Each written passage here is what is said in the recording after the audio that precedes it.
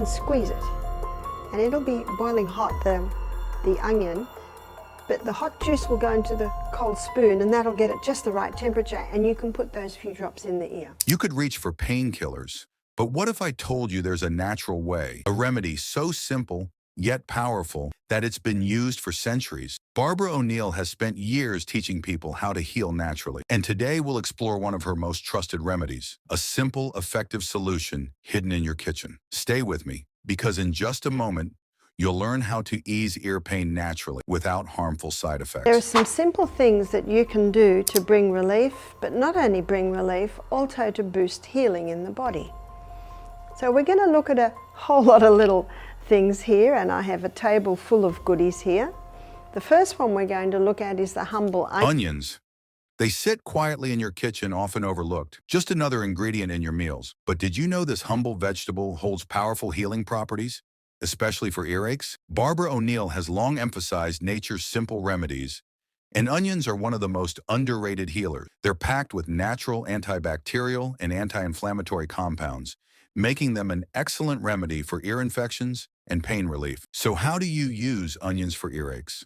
Let's listen as Barbara O'Neill shows us the step-by-step method to naturally relieve ear pain. No harsh medications, just the power of nature at work.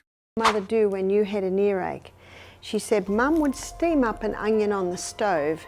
She would keep the two ends. There's the hard end that the roots came out of, and this is the top end where the stalk came out of. The best is to steam it or dry bake it. If you boil it, some of the healing properties could go into the water. And then you cut it in half like I have done here, so you're looking at 2 sets of rings. So what you do is you steam it, and when you've steamed it, it will be very hot. And then you can squeeze it, and it'll be boiling hot, the onion, but the hot juice will go into the cold spoon, and that'll get it just the right temperature, and you can put those few drops in the ear. And then you wrap this onion in a cloth. And you wrap the cloth over a few times. The onion will cool down quite quickly, so you just keep feeling it until it's the right temperature, and then put it on the ear. You put it on as the person can cope with it. If it's still a little bit hot, you can use another cloth and put a few more layers over it. And when you have put it on the ear and it's the right temperature, then you get a square of plastic and you put that over the onion. The reason why you put the plastic over it is it'll keep it warm, and you can keep this onion on for as long as you can keep it warm. When it gets cold, you must take it off. Part of the comfort that it brings is the warmth, but onion is a drawer, and so the heat from the onion and the drawing power of the onion bring great relief. Sometimes it'll draw the pus out so that a little hole is made and the pus will come out through the eardrum. If the body makes the hole, not a problem. If something's poked in the eardrum, that's a problem. But if the body makes the hole, the body can quickly heal the hole.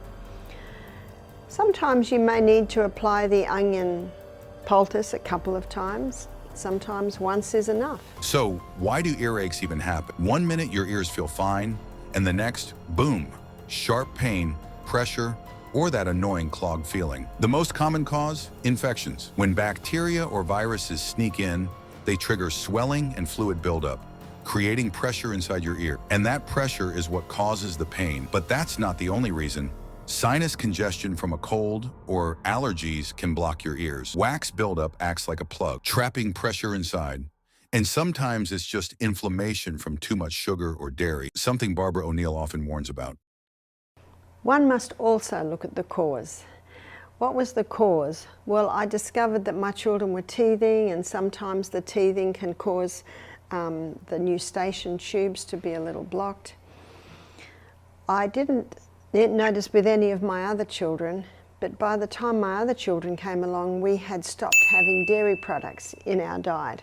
And dairy products, cow's milk, is known to build up the blockage in the eustachian tubes. It's known to cause an excess of mucus to be produced in those tubes. The eustachian tubes, they basically connect the nose and the mouth and the eyes and the ears.